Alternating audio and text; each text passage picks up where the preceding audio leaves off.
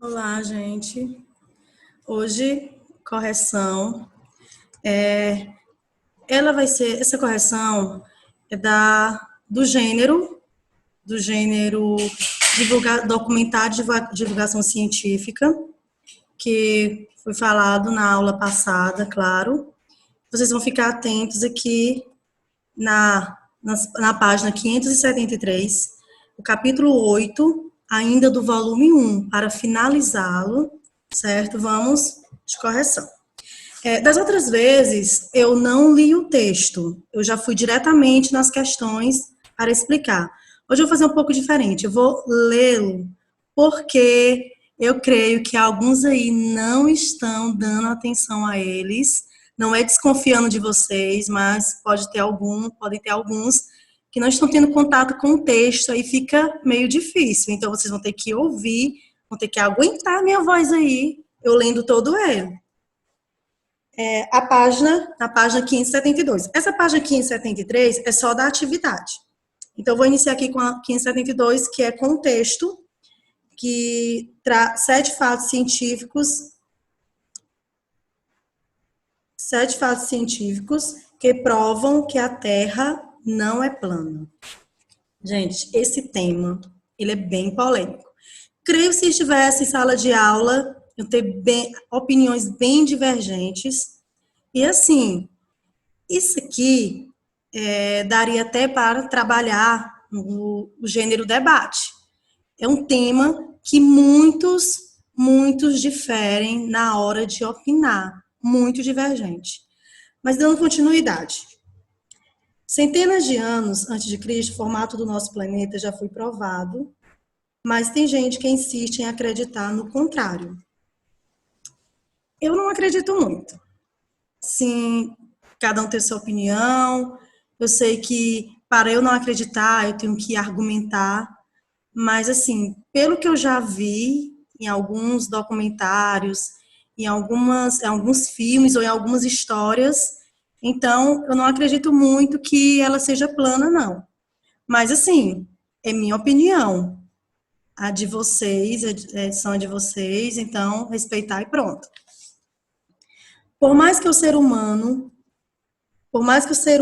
já saiba que a Terra é redonda há centenas de anos, algumas pessoas ainda aparentam mostrar dúvidas sobre a questão. Por isso, separamos esses 7 fatos científicos que vão te ajudar a convencer aquele colega que não tem tanta certeza sobre o formato do nosso planeta, de que ele não é e não pode ser plano. Observe um barco. Quando um barco desaparece no horizonte, ele não vai ficando menor e menor até não conseguimos ver. Na realidade, o que ocorre é que partes da estrutura vão sumindo antes das outras. Primeiro o casco de embarcação e só no fim a ponta da vela. Isso ocorre justamente porque a Terra é redonda. Para compreender melhor, basta utilizar um binóculo ou telescópio para observar o horizonte na sua próxima ida à praia. Gente, um documentário de divulgação científica, quem o produz, com certeza, tem um embasamento teórico excelente para expor sua opinião. Então, assim, eu falei anteriormente que não acredito que a Terra é plana, mas eu não tenho uma argumentação assim para tentar convencer alguém que acredita que ela é plana. Então, dando continuidade, olhe para as estrelas. Aristóteles descobriu esse fato cerca de 350 anos antes de Cristo e nada mudou desde então. Diferentes constelações são visíveis de diferentes latitudes. Provavelmente os 2 exemplos mais marcantes são o Big Dipper, Southern Cross, palavras no inglês, difícil, mas estão vendo aí, dá de entender. O Big Dipper, um conjunto de 7 estrelas que se parece com uma concha, é sempre visível em latitude de 41 graus norte ou superior, mas não abaixo de 20 graus sul. Essas diferentes visões só fazem sentido se você imaginar a Terra como um globo. Então, é um exemplo de que a Terra não é plana. Um dos exemplos, na verdade. realmente significa olhar para uma faixa de espaço diferente do hemisfério sul ou norte. Assista um eclipse. Quem não já assistiu aqui? Eu já há muito tempo, mas não dá para entender essa questão de que a Terra é plana ou não. Acho que vai muito mesmo de um especialista na área e ele está aqui passando para a gente de uma forma mais objetiva, mais clara, porque assim, o texto de divulgação científica é muito complexo, mas eles tornam, o autor, ele torna assim, numa linguagem mais acessível, para que as pessoas que estejam lendo entendam, porque são pessoas leigas. Eu não sei nada, você não sabe nada dessa questão. É claro, se você se interessar um dia, você vai estudar, você vai se aprofundar com isso aqui. Aristóteles também provou sua teoria com a observação de que, durante os eclipses lunares, a sombra da Terra na face do Sol é curvada. Uma vez que esta forma curva existe durante todos esses fenômenos. Apesar do fato de que o planeta está girando, o filósofo intuiu corretamente a partir da penumbra que a Terra é curvilínea, por toda parte. Em outras palavras, uma esfera. Mais um exemplo aqui. Escale uma árvore. Mais fácil, né? Para quem não tem medo de altura. Eu morro de medo, por isso que eu nasci baixinha assim, porque eu morro de medo de altura. Mas tem gente aí que é destemida, com certeza. E nos nonos anos aqui tem mesmo. Vocês já escalaram uma árvore, mas escalem novamente para ver se vocês conseguem tirar esses exemplos aqui, essas conclusões, na verdade. Se a Terra fosse plana, seria possível enxergar tudo independentemente de onde você está. Mas, ao contrário disso, quanto mais alto estamos, mais podemos visualizar.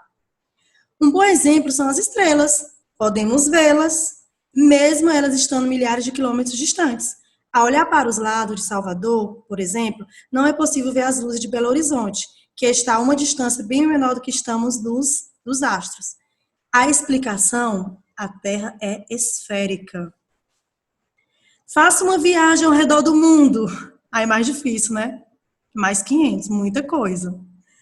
Se você tiver a sorte de ter uma visão desobstruída do horizonte em um voo comercial suficiente alto, você pode até mesmo descobrir a curvatura da Terra a olho nu.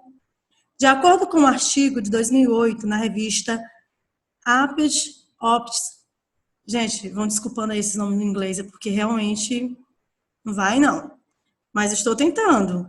Qualquer coisa que quem souber os nomes aí corretos, me envie um áudio, tá? Para que eu vá aprendendo. Em voo comercial suficientemente alto, você pode até mesmo descobrir a curvatura da Terra a olho nu, repetindo. De acordo com o artigo de 2008 na revista, que vocês já sabem o nome, a curva da Terra torna-se sutilmente visível a uma altitude de cerca de 35 pés. Na verdade, 35 mil pés. Desde que o observador tenha pelo menos um campo de visão de 60 graus. O que pode ser difícil a partir de uma janela do avião do passageiro.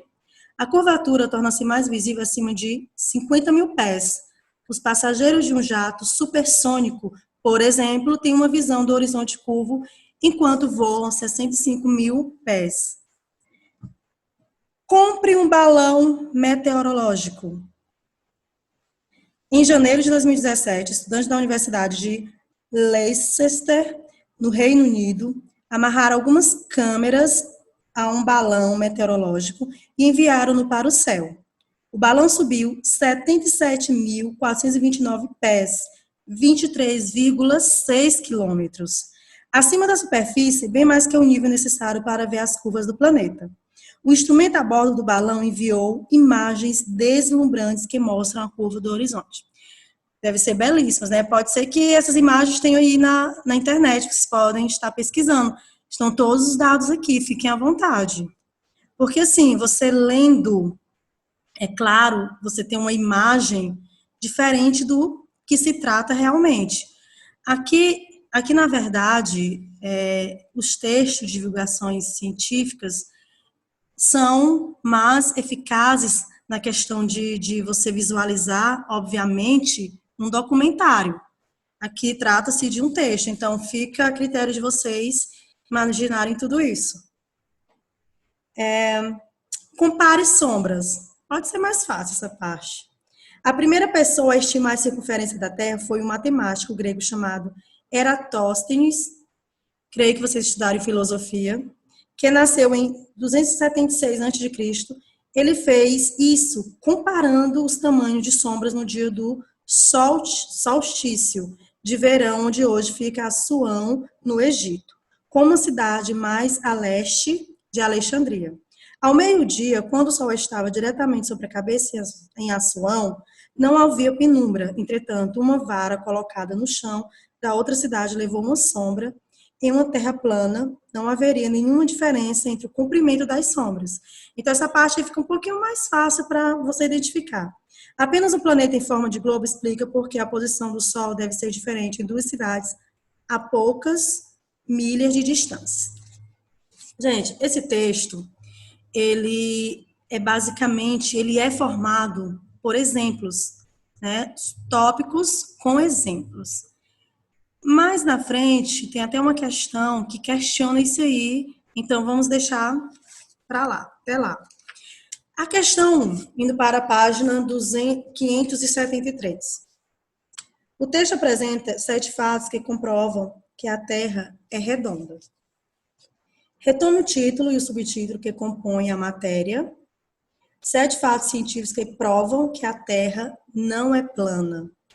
Esse não em caixa alta tem algum significado. Centenas de anos antes de Cristo, o formato do nosso planeta já foi provado, mas tem gente que insiste em acreditar no contrário. Que palavras ou expressões antecipam o ponto de vista a ser defendido? Estão aí ó, as palavras não e a expressão, mas tem gente que insiste em acreditar no contrário. Letra B, levante hipótese. Eu já falei em outras aulas que toda vez que tiver uma questão de levantar hipótese, eu vou apenas sugerir. Eu até coloquei aí entre parênteses, sugestão, porque trata-se de ter opinião divergentes. Como eu já falei também, dentro de um contexto. Mas está aí minha sugestão, pelo fato de algumas crenças e culturas. Se eu cresci ouvindo que a Terra é redonda, por isso, ou que a Terra é plana, ou que a Terra é plana, por isso, então eu vou acreditar naquilo que eu sempre ouvi. Mesmo sem ir atrás, me aprofundar, eu vou acreditar nisso aí. Então, pelo fato de algumas crenças e culturas. Segunda questão. A matéria foi dividida em tópicos.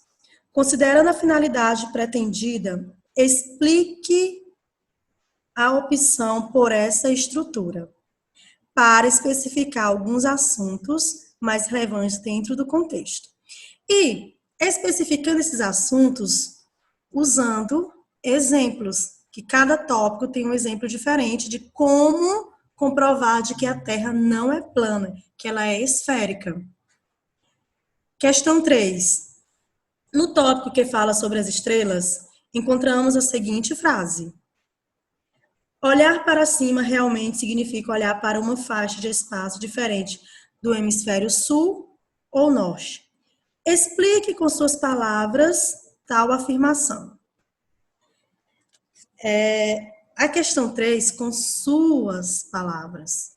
Mas, assim, quando fala olhar para cima, realmente significa olhar para uma faixa de espaço diferente do hemisfério sul ou norte, é que quando você olha, você pode observar situações diferentes em cada uma. Porque se fossem situações mais parecidas, mais paralelas, aí seria ao contrário. A Terra não seria, na verdade, a Terra não seria redonda. Mas se tem essa diferença, então isso quer dizer que é, sim, esférica, de acordo com os exemplos. Mas sua resposta, se estiver dentro do contexto, também vai ser válida, é só uma sugestão. Questão 4. A matéria cita resultados de estudos, dados científicos e personalidades ao longo dos tópicos. Com que intenção essa informação foram inseridas? O texto de divulgação científica ou do documentário, eles são elaborados por pessoas especialistas na área, ou pode até não ser, mas procura-se fundamentar em pessoas especialistas. Então, essas situações que está aqui na questão, resultados de estudo, dados científicos, eles são usados para dar mais credibilidade ao texto. Todas as vezes que essas situações estiverem presentes dentro de um texto, é com essa finalidade, de dar veracidade, de dar credibilidade ao mesmo. Questão 5. O autor emprega muitos exemplos ao longo da matéria. Avalie a importância desse recurso em textos que divulguem dados científicos. A mesma coisa de estudos, a mesma coisa de dados, são os exemplos. Eles servem também para dar credibilidade. E os exemplos, além de esses exemplos aqui, especificamente desse texto, além de ele dar credibilidade, ainda instrui a você mesma fazer as situações aqui para que você possa chegar a uma conclusão de que a Terra realmente é esférica. Então, além de dar, é importante para também tornar o texto, além de mais informativo, ainda mais verídico. Questão 6. A questão 6 ela é mais da parte de gramática, da gramática. São os elementos coesivos. O que são esses elementos coesivos? São termos que amarram o texto para dar coerência. São as conjunções, as preposições, os advérbios. E tem alguns elementos coesivos que eles são sequenciais e alguns que são referenciais. Os sequenciais são as conjunções que ligam uma oração à outra. E os referenciais são aqueles que retomam um termo que já foi dito anteriormente para não repetir. Porque num texto formal, num texto objetivo, não cabe redundância. Não cabe muitas palavras repetidas no mesmo parágrafo. Então, esses termos, eles são considerados elementos formais, elementos gramaticais, para que seu texto não fique pobre, não fique chato. O que está pedindo aqui na questão 6 sobre esse assunto? A coesão referencial é um mecanismo de coesão textual que permite conectar várias partes do texto por meio de retomada de termos que já foram mencionados, mas sem torná-lo repetitivo. Releia a passagem a seguir. Quando o barco desaparece no horizonte, ele não vai ficando menor e menor até não conseguirmos vê-lo. Na realidade, o que ocorre é que partes da estrutura vão sumindo antes das outras. Primeiro o casco da embarcação e só, no fim, a ponta da vela. Sublinhe os termos que se referem à palavra barco, retomando e garantindo a coesão textual. Barco, no primeiro momento, no caso, quando um barco desaparece, está como sujeito. Esse elemento aí que está o retomando é ele, que é um pronome pessoal do caso reto, que tem a função de sujeito, geralmente. E o ló é um pronome pessoal também, mas do caso oblíquo, que ele já retoma um objeto, ou direto ou indireto. Então, são essas duas palavras aí que retomam a palavra barco, ele e ló. E a questão 7 é pessoal. Texto de divulgação científica pode ser bastante complexo, limitando a compreensão por parte do leitor, leigo. Como você avalia a clareza das informações presentes nessa matéria? Teve dificuldade para entender algum tópico? Comente nas linhas abaixo. Como é uma resposta pessoal, então tá aí. Fica a critério de vocês responderem. Minha opinião aqui é válida, então vou expor aqui para vocês. Esse texto, ele é sim bem claro, porque ele foi dividido em tópicos, cada exemplo sendo instruído direitinho, mas também tem algumas palavras, principalmente essas no inglês, que são bem difíceis. Mas, assim, no geral, foi possível compreender, sim. E espero que vocês respondam corretinho, que tenham bastante atenção e que qualquer dúvida vocês me falem para que eu possa estar esclarecendo mais ainda. E tenham um excelente dia e um beijo no coração de todos e obrigada.